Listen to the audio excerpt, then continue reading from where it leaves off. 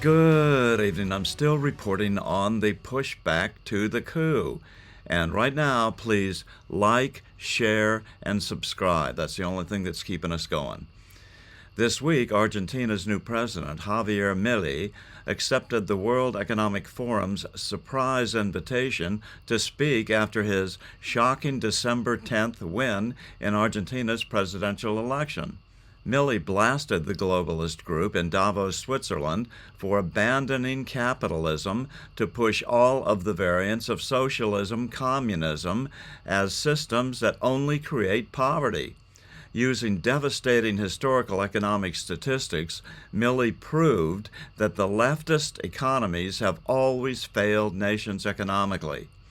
He emitted a strong warning call that continuing down the leftist path may soon bring an unstoppable collapse, which would be good news to the depopulation crowd because so many people would die, but also a worldwide disaster and the collapse of civilization itself.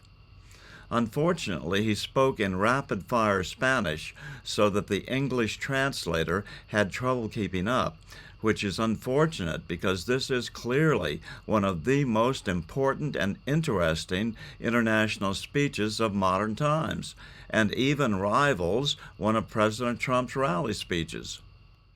I'm here to tell you that the Western world is in danger. And it is endangered because those who are supposed to have to defend the values of the West are co-opted by a vision of the world that inexorably leads to socialism and thereby to poverty. Unfortunately, in recent decades, motivated by some well-meaning individuals willing to help others, and others motivated by the wish to belong to a privileged caste, the main leaders of the Western world have abandoned the model of freedom for different versions of what we call collectivism. We're here to tell you that collectivist experiments are never the solution to the problems that afflict the citizens of the world. Rather, they are the root cause. Do believe me, no one better placed than us, Argentines, to testify to these 2 points. When we adopted the model of freedom back in 1860, in 35 years we became a leading world power. And when we embraced collectivism over the course of the last 100 years, we saw how our citizens started to become systematically impoverished, and we dropped to spot number 140 globally. But before having the discussion, it would first be important for us to take a look at the data that demonstrate why free enterprise capitalism is not just the only possible system to end world poverty, but also that it's the only morally desirable system to achieve this. If we look at the history of economic progress, we can see how between the year 0 and the year 1800 approximately, world per capita GDP practically remained constant throughout the whole reference period. If you look at a graph of the evolution of economic growth throughout the history of humanity, you would see a hockey stick graph, an exponential function that remained constant for 90% of the time and which was exponentially triggered starting in the 19th century. The only exception to this history of stagnation was in the late 15th century with the discovery of the American continent. But for this exception, throughout the whole period between the year 0 and the year 1800, global per capita GDP stagnated. Now, it's not just that capitalism brought about an explosion in wealth from the moment it was adopted as an economic system. But also, if you look at the data, what you will see is that growth continues to accelerate throughout the whole period. And throughout the whole period between the year 0 and the year 1800, the per capita GDP growth rate remained stable at around 0.02% annually, so almost no growth. Starting in the 19th century, with the Industrial Revolution, the compound annual growth rate was 0.66%. And at that rate, in order to double per capita GDP, you would need some 107 years. Now, if you look at the period between the year 1900 and the year 1950, the growth rate accelerated to 1.66% a year. So you no longer need 107 years to double per capita GDP, but 66. And if you take the period between 1950 and the year 2000, you will see that the growth rate was 2.1%. Again, the CAGR, which would mean that in only 33 years we could double the world's per capita GDP. This trend, far from stopping, remains well alive today. If we take the period between the year 2000 and 2023, the growth rate again accelerated to 3% a year, which means that we could double world per capita GDP in just 23 years. That said, when you look at per capita GDP since the year 1800 and until today, what you will see is that after the Industrial Revolution, global per capita GDP multiplied by over 15 times, which meant a boom in growth that lifted 90% of the global population out of poverty. We should remember that by the year 1800, about 95% of the world's population lived in extreme poverty, and that figure dropped to 5% by the year 2020, prior to the pandemic. The conclusion is obvious. Far from being the cause of our problems, free trade capitalism as an economic system is the only instrument we have to end hunger, poverty, and extreme poverty across our planet. The empirical evidence is unquestionable. Therefore, since there is no doubt that free enterprise capitalism is superior in productive terms, the left-wing doxa has attacked capitalism, alleging matters of morality, saying, that's what the detractors claim, that it's unjust. They say that capitalism is evil because it's individualistic, and that collectivism is good because it's altruistic, of course, with the money of others. So they therefore advocate for social justice. But this concept, which in the developed world became fashionable in recent times, in my country has been a constant in political discourse for over 80 years. The problem is that social justice is not just, and it doesn't contribute either to the general well-being. Quite on the contrary, it's an intrinsically unfair idea because it's violent. It's unjust because the state is financed through tax. And taxes are collected coercively. Or can any one of us say that they voluntarily pay taxes? Which means that the state is financed through coercion, and that the higher the tax burden, the higher the coercion, and the lower the freedom. Those who promote social justice, the advocates, start with the idea that the whole economy is a pie that can be shared differently. But that pie is not a given. It's wealth that is generated in what Israel Kirzner, for instance, calls a market discovery process. If the goods or services offered by a business are not wanted, the business will fail unless it adapts to what the market is demanding. If they make a good quality product at an attractive price, they will do well and produce more. So the market is a discovery process in which the capitalists will find the right path as they move forward. But if the state punishes capitalists when they're successful and gets in the way of the discovery process, they will destroy their incentives, and the consequence is that they will produce less, the pie will be smaller, and this will harm society as a whole.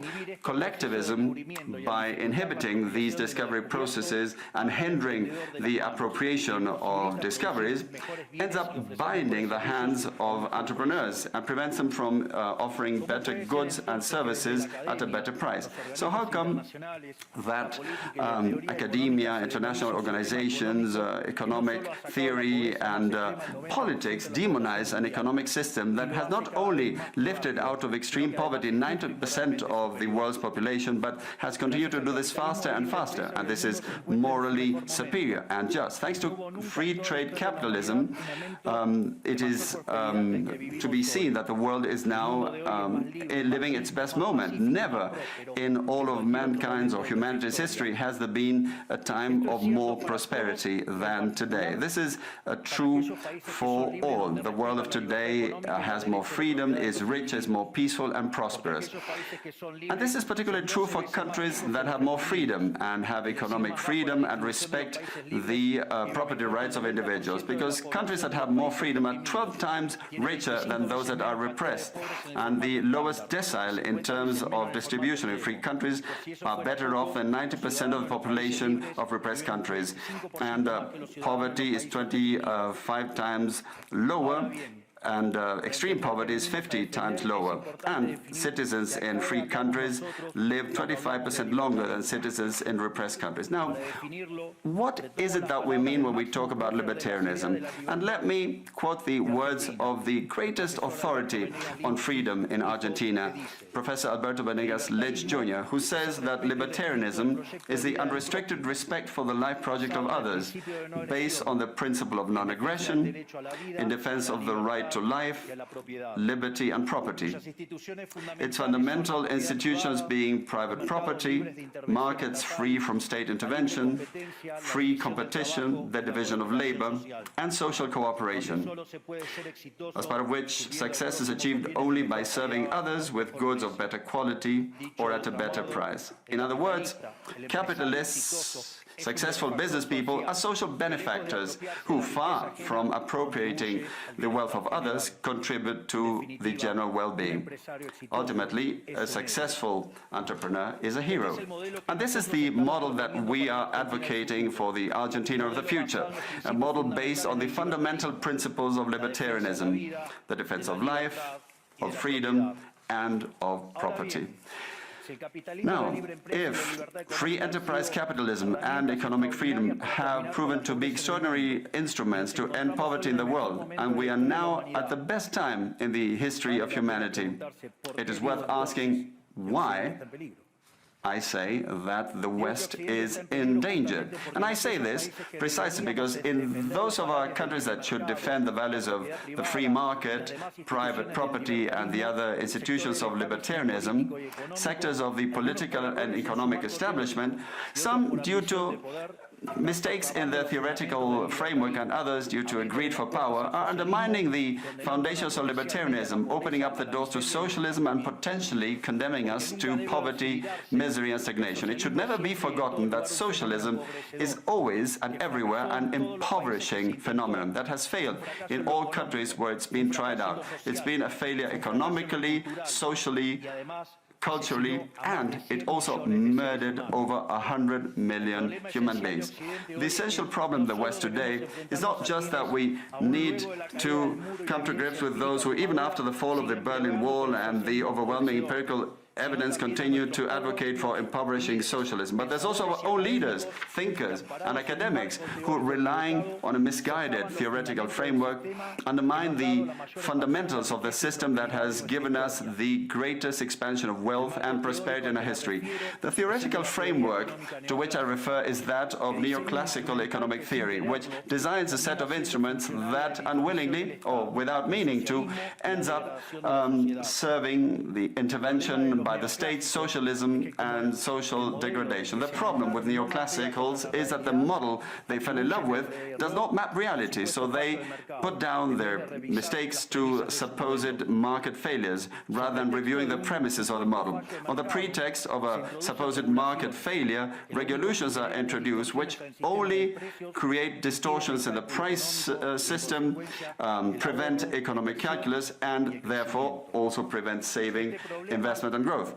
This problem lies mainly in the fact that not even supposedly libertarian economists understand what the market is, because if they did understand, it would quickly be seen that it's impossible for there to be something along the lines of market failures.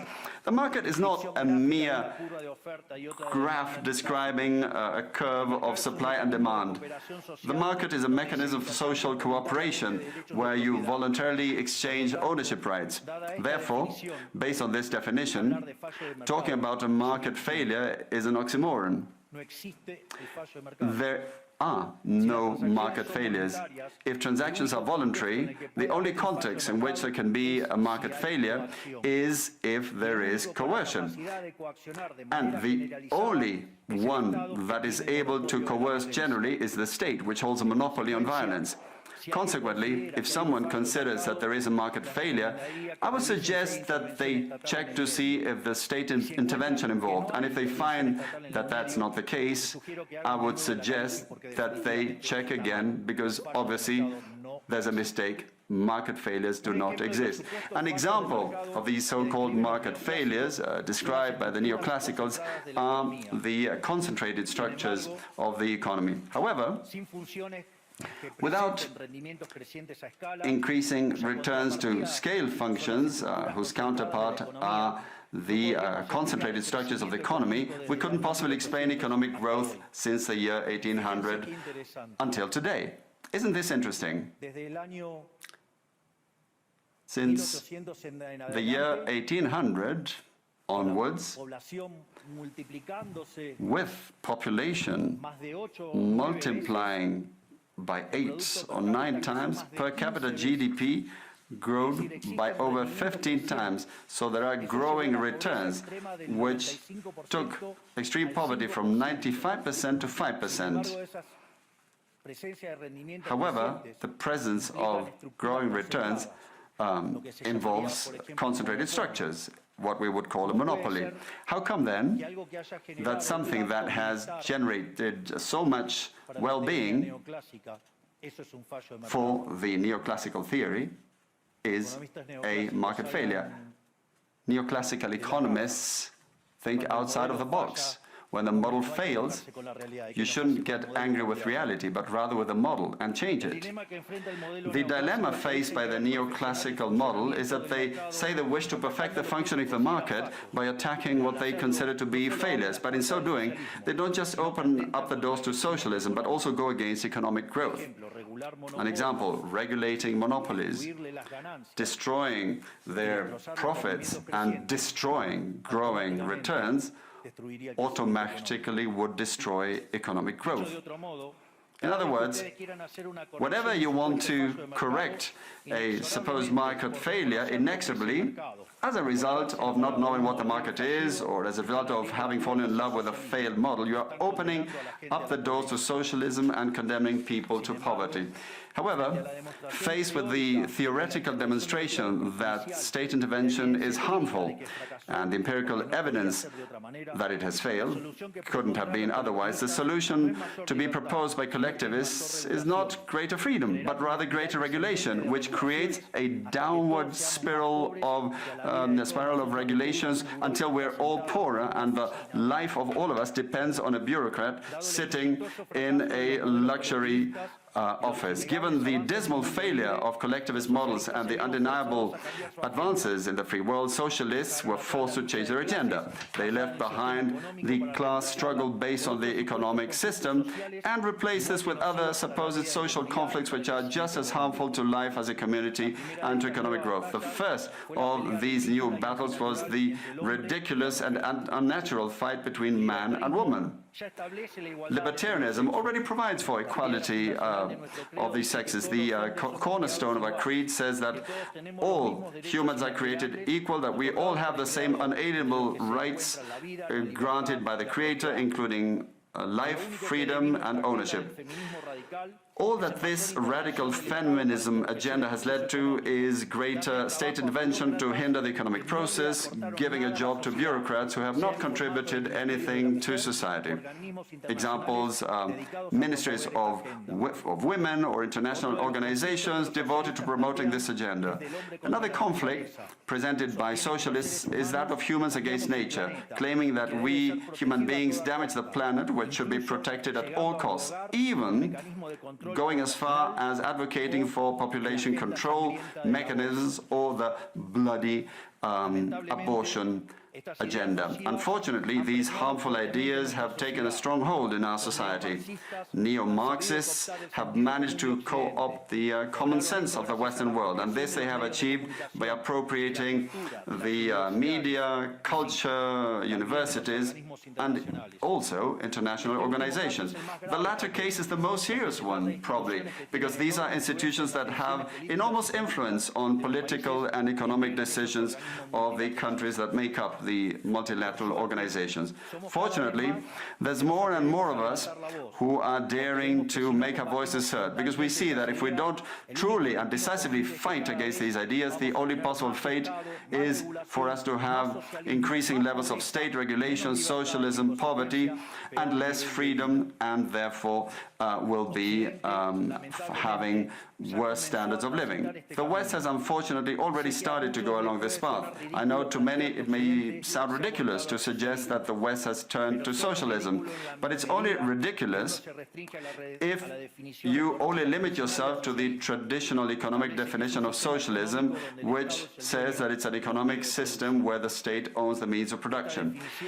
This definition, in my view, should be updated in the light of current circumstances. Today, states don't need to directly control the means of production to control every aspect of the lives of individuals.